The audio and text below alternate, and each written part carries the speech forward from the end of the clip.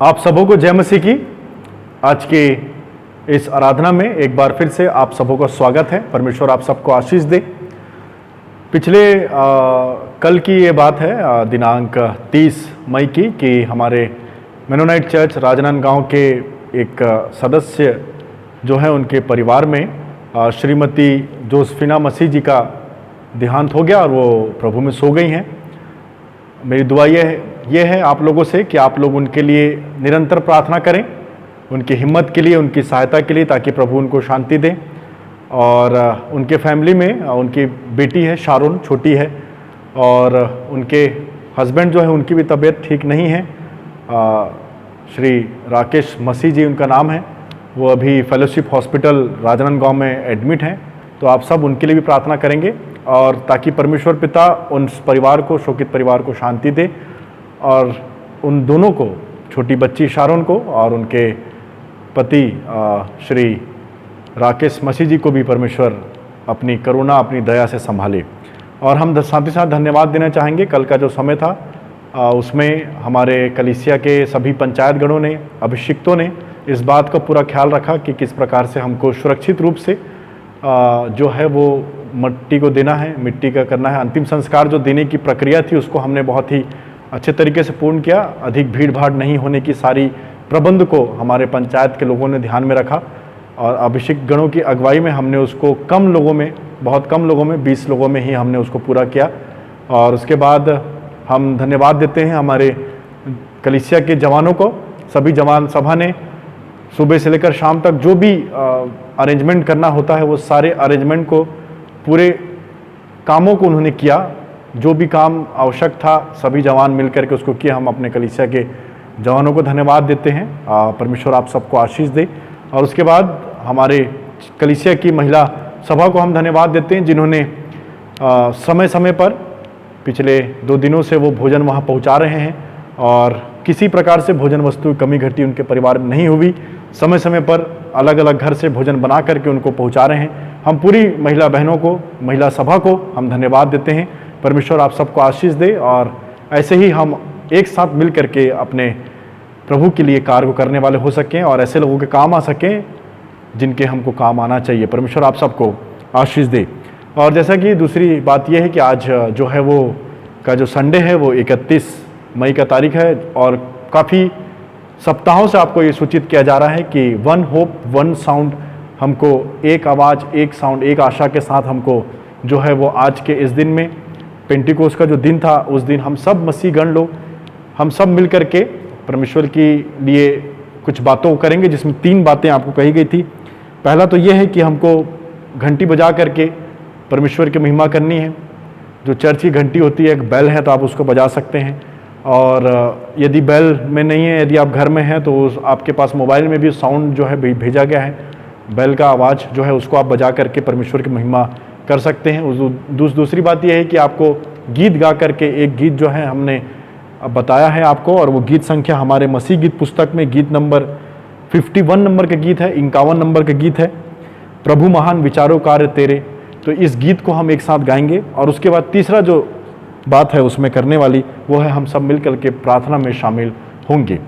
तो ये 3 बातों को हमको करना है, और इसके लिए जो भी आपको शेड्यूल है, इसका जो कार्य करने का जो समय है, जो उसका शेड्यूल है, वो आपको अभी दिखाई देगा।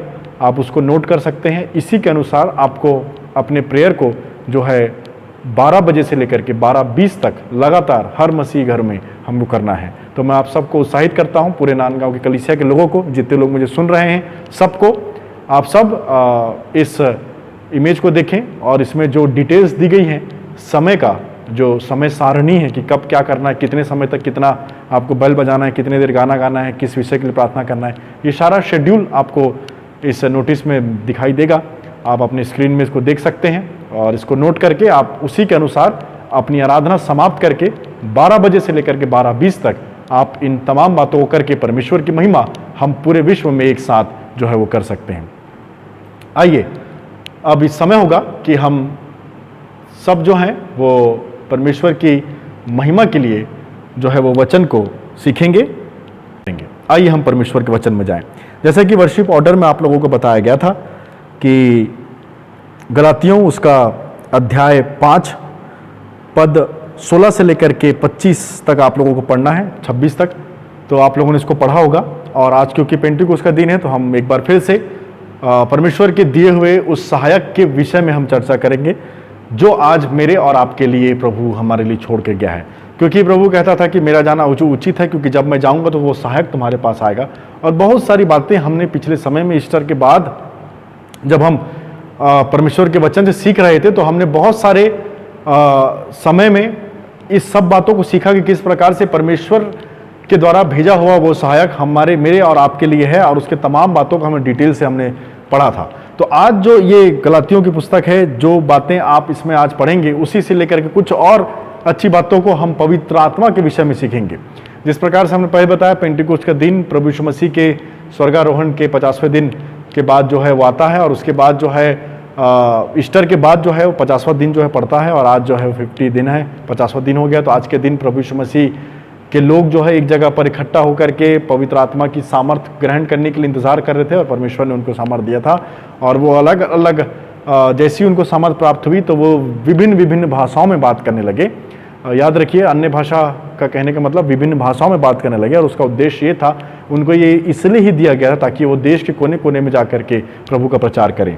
और उसके सबसे पहले जब हमने इस बात को भी देखा था कि जब सबसे पहले पवित्र आत्मा का जिक्र बाइबल में होता है तो प्रभु यीशु मसीह अपने चेलों से मिलने के लिए जब वो कुछ महिलाएं जो है वो कब्र में जाकर के देखती हैं प्रभु यीशु मसीह नहीं है, तो वो उनको स्वर्गदूत उनको बताता है, और प्रभु यीशु मसीह उनसे मार्ग मिलता और कहता है कि तुम मेरे चेलों से कहना, भाइयों से कहना कि मैं उनको इस जगह जाके मिलूंगा।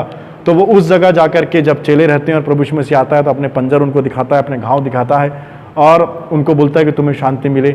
और उसके बाद उनको पवित्र आत्मा लो करके उन पर फूंक देता है, और उसके बाद ये भी कहता है कि जिसके पाप तुमने क्षमा किए उसके क्षमा हो गए, और जिसके तुमने रख लिए उसको रख लिए। तो ये तमाम बातों को हमने पिछले के कुछ दिनों पहले जो है हमने सीखा है कि किस प्रकार से हमको पवित्र आत्मा की संगति में अपने जीवन को बिताना चाहिए, और पवित्र आत्मा से भर करके अपने जीवन को चलना चाहिए, क्योंकि ये वो सहायक है जो हम सभी लोगों के लिए एक सौभाग्य है। नए नियम के लोगों के लिए ये एक बहुत अच्छा सौभाग्य प्रियों कि हमको प्रभु यीशु मसीह ने न केवल वचन पूरा करने का है, परंतु वचन पूरा करने की सामर्थ्य जो हमें कम पड़ जाती है, यदि कुछ ऐसी बात है जिसको हम मसीह जीवन में पूरा नहीं कर पाते हैं तो उसको पवित्र आत्मा की सामर्थ्य से भर करके हमको पूरा करने के लिए प्रभु ने उसको दिया है। और ये बहुत अच्छा एक नए नियम के विश्वासियों के, नए नियम के बाद मतलब प्रभु यीशु मसीह के स्वर्गारोहण के बाद के लोगों के लिए बहुत ही एक महत्वपूर्ण बात है मसीह जीवन में। पवित्र आत्मा का हमारे जीवन में कार्य, उसकी संगति, उसकी सहभागिता, हर कुछ हमारे लिए बहुत इंपॉर्टेंट है।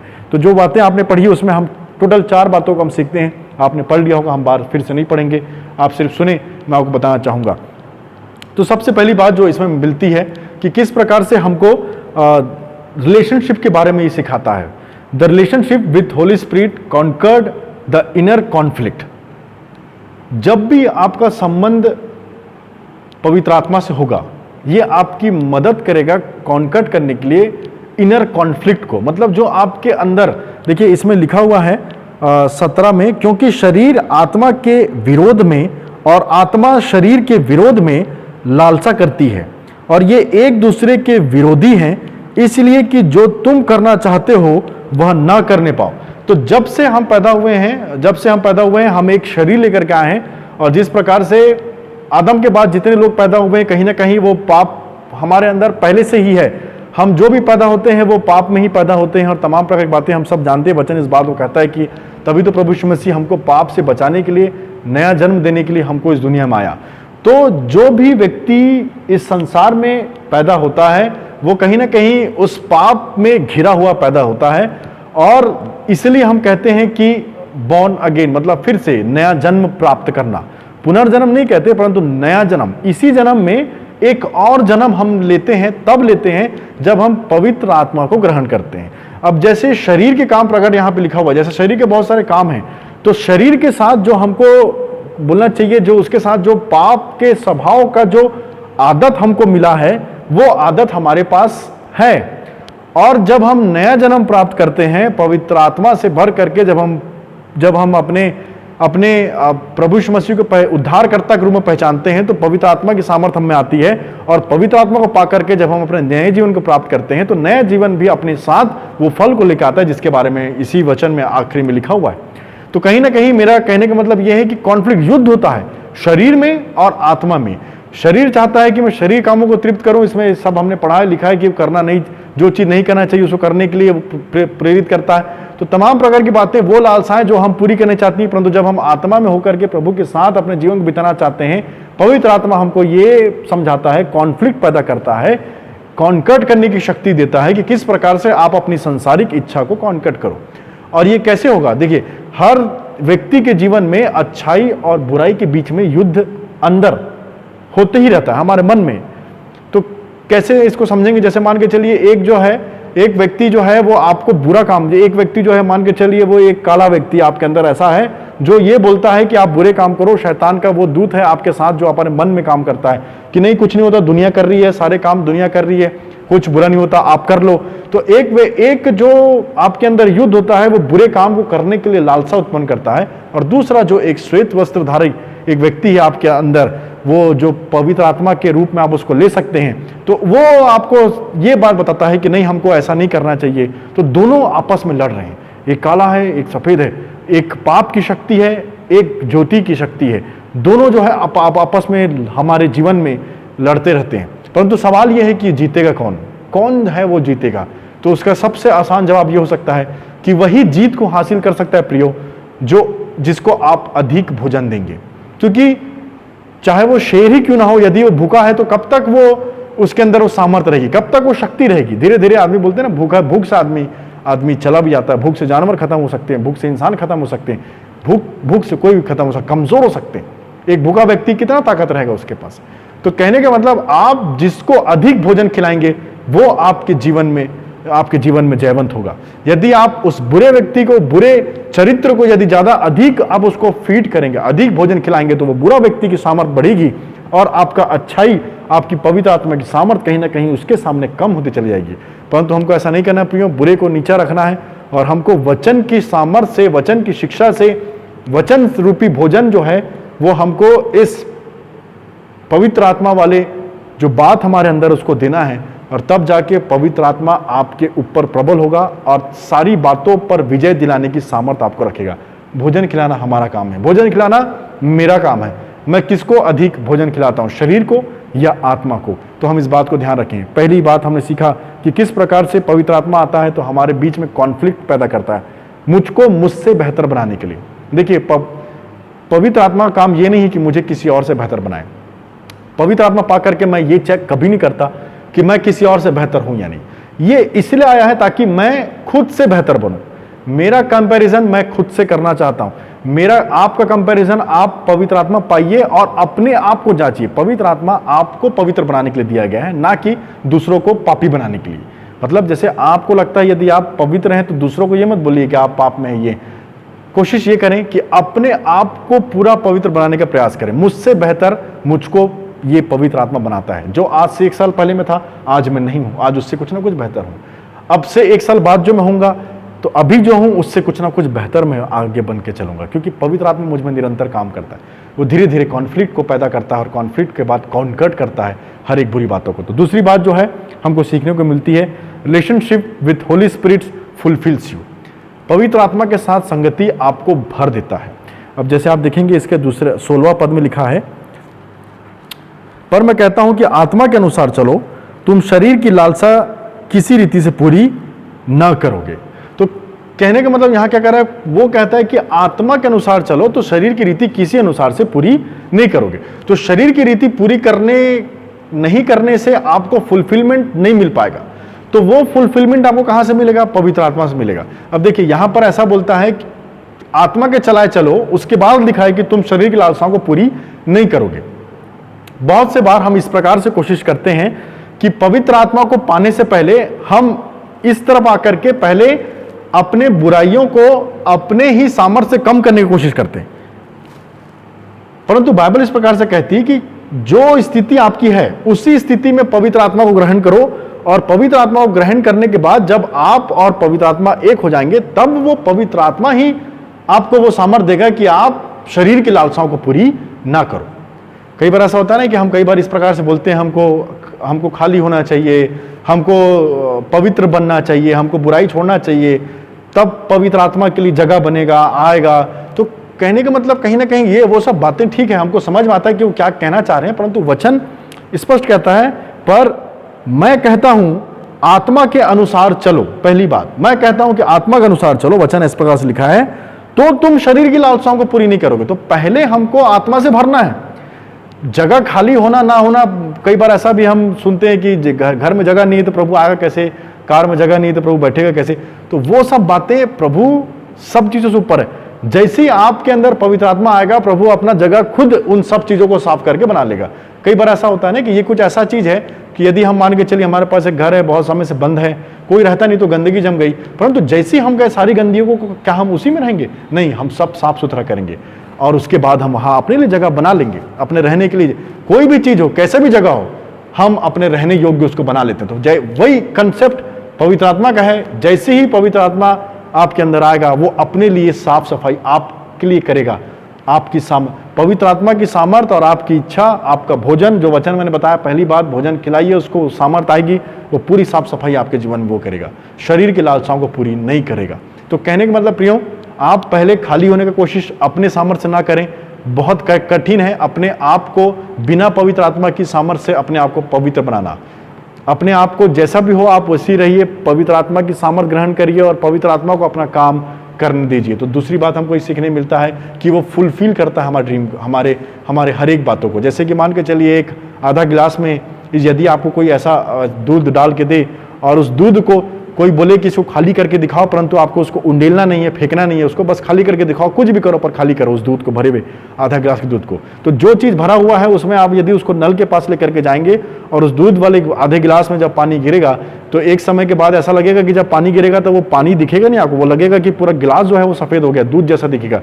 परंतु धीरे धीरे कुछ समय बाद इंतजार करेंगे तो पानी जब उसके अंदर जाता जाएगा तो धीरे धीरे दूध जो है अपने आप बाहर निकलता जाएगा और कुछ समय बाद थोड़ा हल्का वाइट दिखेगा, उसके बाद थोड़ा और हल्का होगा, फिर थोड़ा धुंधलापन दिखेगा, फिर एक समय ऐसा आएगा जब वो पानी बहता ही चला जाएगा, तो पूरा एक एक ट्रेस दूध का जो है उसमें से बाहर निकल जाएगा। और इस तरीके से आप उस भरे हुए दूध को बिना फेंके, बिना खाली किए, उसको आप भर के ओवरफ्लो करके ही खाली कर सकते हैं। तो पवित्र आत्मा का काम वही है, जैसे ही वो आएगा उसके लिए जगह नहीं है, परंतु वो जाएगा और हर एक बातों को बाहर फेंकेगा, वो क्लीन करेगा आपको। तो दूसरी बात, क्योंकि वो फुलफिल करता है आपको, पवित्र आत्मा का साथ संबंध आपकी हर एक बातों को फुलफिल करता है, अच्छाओं को फुलफिल करता है, आपको सामर्थ्य देता है कि आप बुरी इच्छाओं को फुलफिल ना करें, परंतु उसको आत्मा की बातों से, वचन की बातों से तृप्त करता है, तृप्ति आपको देता है।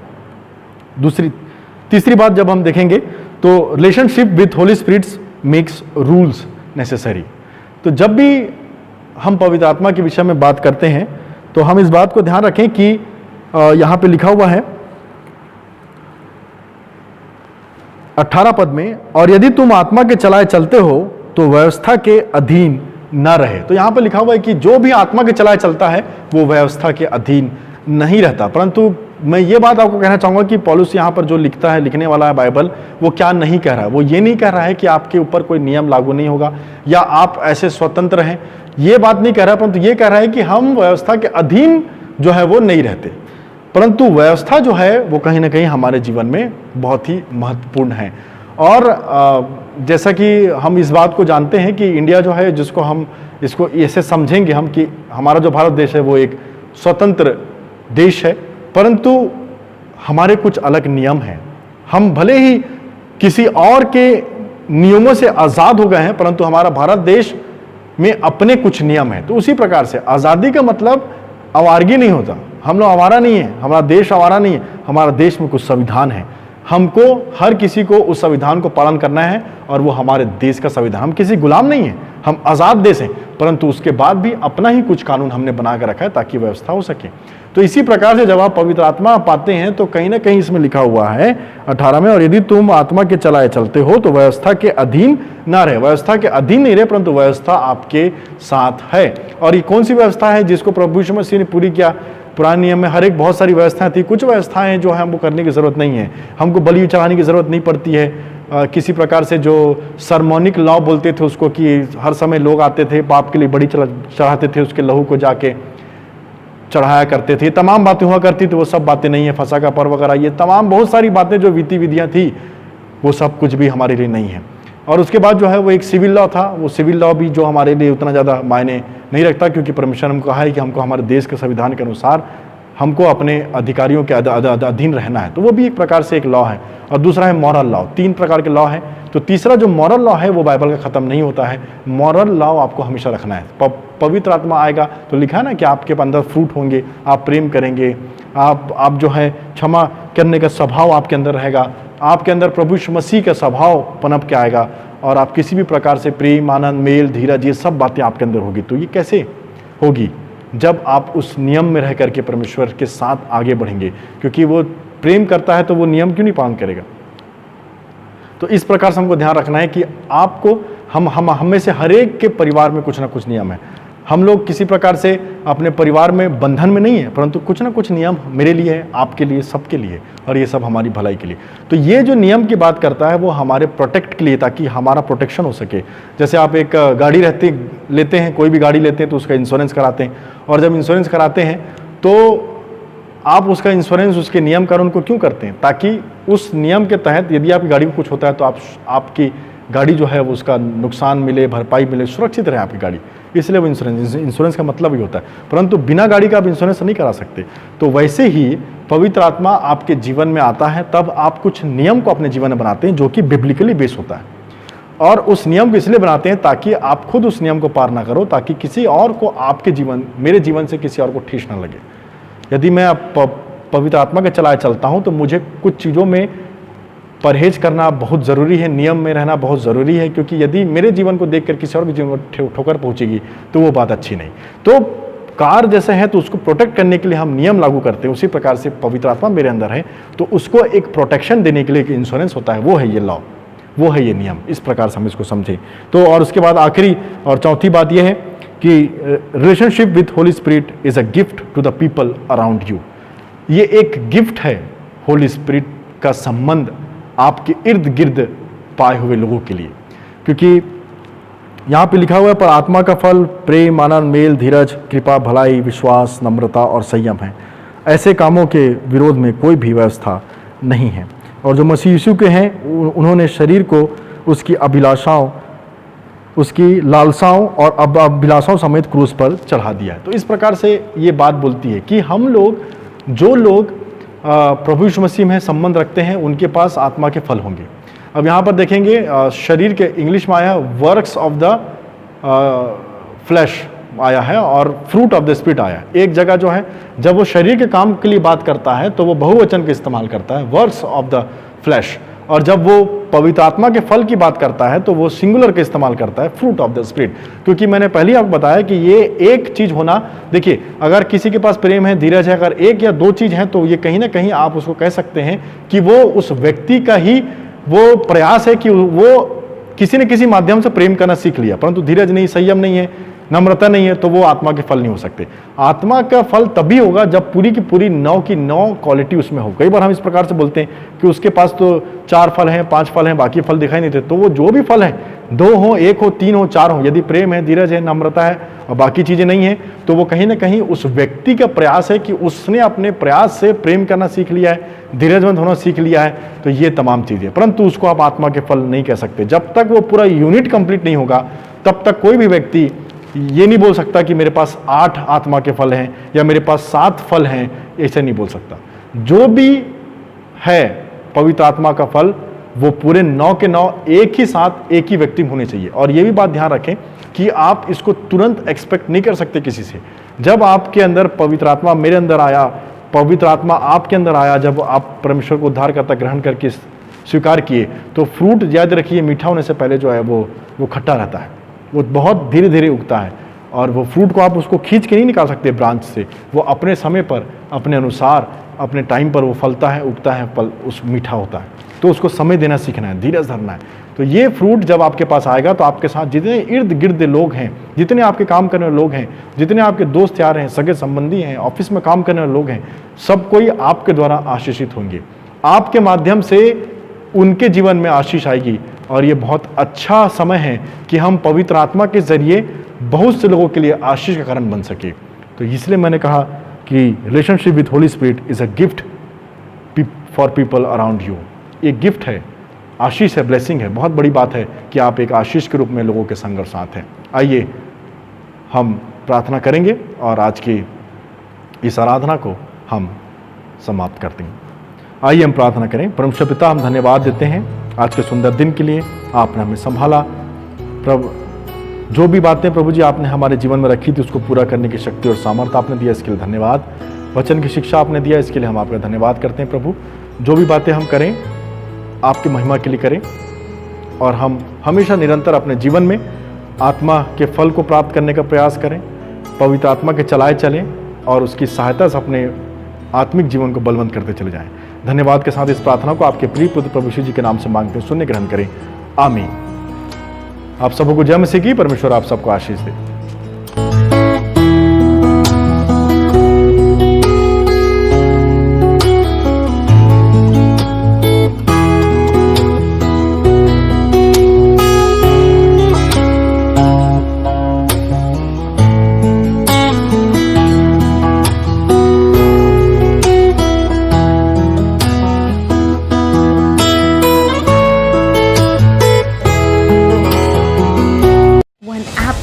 Changed the history of science. One dream changed the history of humanity. One man changed the beginning and the end. One cross changed our destiny. It only takes one to change the world to be a better place. There is power in one. There is power as one. We come united as one in these times of COVID-19 to bring hope, love, and faith for a better tomorrow. All the churches of India stand united with you, to pray with you, to hope with you. We pledge to bring as one, sing as one, pray as one. Pray with us on the day of Pentecost, May 31st at 12 p.m. and resonate the sound of hope with a bell, a song, a prayer. India is coming together as one, in one sound, one hope. All it takes is one.